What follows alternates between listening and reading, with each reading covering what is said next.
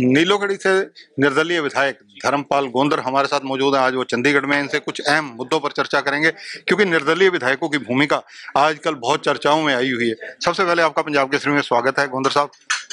मैं भी आपके चैनल पंजाब केसरी का धन्यवाद करता हूं और आपके चैनल के माध्यम से नीलोखेड़ी वासियों की तरफ से, अपने परिवार की तरफ से पूरे भारतवासियों को और भारतवासी जो विदेश में बसे हुए हैं, वहाँ कार्य कर रहे हैं, उनको नव वर्ष की 2021 की शुभकामनाएं देता हूं और भगवान से प्रार्थना करता हूं कि ये नया 2021 सबके लिए सुख शांति लेकर आए। गोंदर साहब, सीधा एजेंडा कृषि कानून 41 दिन से ज्यादा हो गए, धरने पर बैठे हैं, सर्दी है, ठंड है, बारिश है, किसान वर्ग की सारी समस्या आपको पता ही है। आपका स्टैंड क्या है इस मामले में?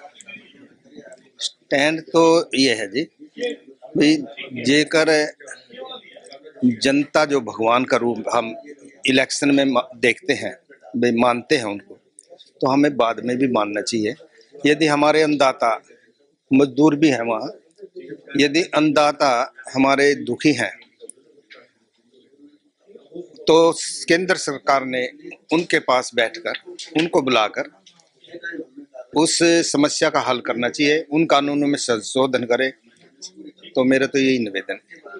एमएसपी को लेकर पेच फंसा हुआ है, 3 कृषि कानूनों को लेकर वो विड्रा की बात कर रहे हैं। कुछ दिन पहले, पिछले साल नहीं, 2 साल पहले नोटबंदी का मुद्दा आया था। तो नोटबंदी 80-90% पब्लिक को कोई नुकसान नहीं हुआ। उनके पास पैसे थे ही नहीं, पैसे जिनके पास थे 5-7 लोगों के पास, वही दुखी होते फिरे।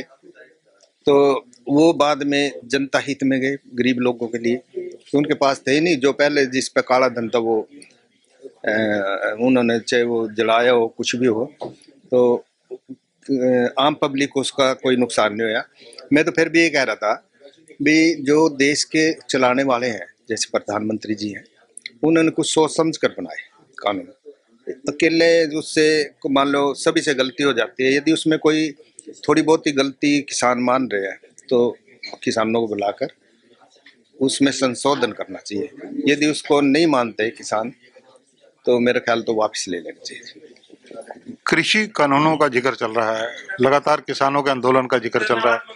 आप किसान वर्ग का प्रतिनिधित्व कैसे करते हैं? आपका हलका जो है वो धान की खेती में सबसे अव्वल है। हमारा करनाल जिला जो है वो हर तरह से भगवान की तरफ से सक्षम है, हर तरफ से। तो जो वहाँ के किसान हैं, उनको पता भी हम उनके बीच में रहते हैं, और जिन्होंने हमें आज़ाद बनाया, बगैर पार्टी के बनाया, तो हम उनके साथ हैं, उनका सहयोग दे रहे हैं और देते रहेंगे। आजाद विधायक पीछे इकट्ठे हुए, अब क्या दोबारा सीएम साहब से मिलने के लिए कोई रणनीति तैयार की आप लोगों ने? हम किसी ऐसे मुद्दे पे इकट्ठे नहीं हुए भाई, हम कोई सरकार के हमें सरकार के बारे में कोई बात नहीं करी, कानून के बारे में नहीं पहले बात करी, पहले से इकट्ठे होते जा रहे हैं। हमारी तो वही पार्टी है, इंडिपेंडेंट आज़ाद जो पार्टी है हमारी, तो वही, हमारी कोई पार्टी का नाम तो है नहीं।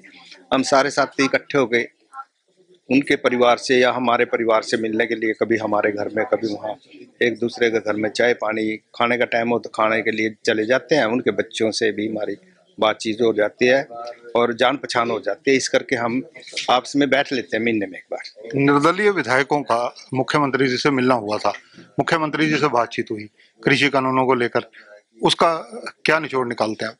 निचोड़ तो हमने जैसे माननीय प्रधानमंत्री, माननीय मुख्यमंत्री जी के सामने बात रखी। हमें भी पता है और माननीय मुख्यमंत्री जी को पता है भी ये केंद्र सरकार का मुद्दा है, इसमें यहाँ से कोई भी बातचीत मेरा ख्याल यहाँ से नहीं बनती दिख रही, कि केंद्र सरकार ही बनाएगी इसको। अगर बात की जाए निर्दलीय विधायकों की, क्योंकि लगातार वो कई मीटिंगें कर चुके हैं, इन मीटिंगों में अहम चीजें क्या रहती हैं और आप बतौर निर्दलीय विधायक अभी तक कौन कौन सी ऐसी चीजें हैं जो आपने रखी हों और सरकार से पूरी हुई हों? देखिए, हल्के का कोई भी कार्य है, स्कूल का है, कॉलेज का है, सड़कों का है, वहाँ जैसे आजकल मेन समस्या तालाबों की आ रही है। सारा कसूर सरकार का नहीं, पब्लिक का कुछ ऐसा है, जैसे टुंटियां लग रही हैं घरों में, पाइप पानी गया है उसमें, कुछ हम लोग उस पर टुंटी नहीं लगाते, उस पर कंट्रोल नहीं करते। वो पानी जैसे 4 बजे ट्यूबवेल चलेगा, 4 बजे से जितनी देर भी चलेगा चलता रहेगा। स्कूली छात्र छात्राओं के लिए भी आपने कोई बात विधानसभा में रखी थी या मुख्यमंत्री जी को कही थी?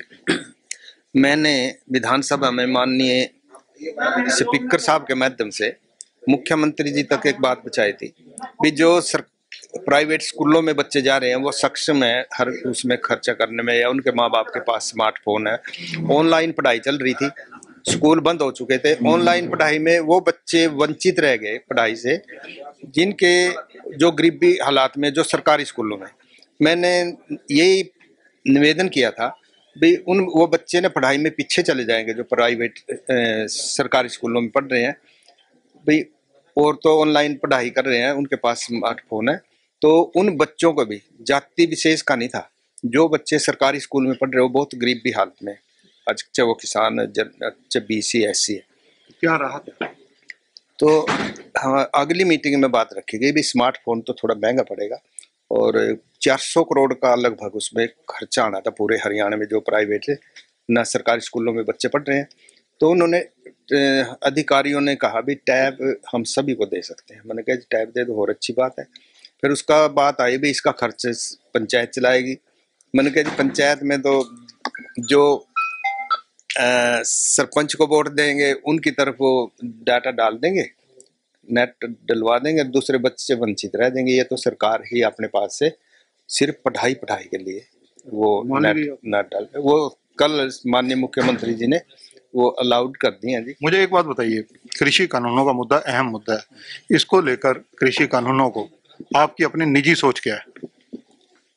देखिए निजी सोच तो ये, जो किसान हमारे अन्नदाता है वो 41 दिन से वहाँ बैठे हैं, वहाँ बारिश भी आ रही है, ठंड भी कड़ाके की है, उनको नहाने धोने का जैसे भी है सभी चीज की दिक्कत तो है। बाहर जाके हम अपने देख ले, उनकी मांगों को समर्थन करते हैं? समर्थन करता हूँ जी।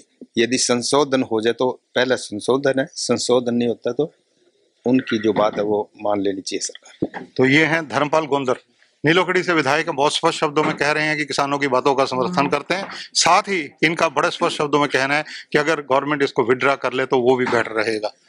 कैमरामैन सुनील के साथ चंद्रशेखर धरनी, पंजाब केसरी टीवी, चंडीगढ़।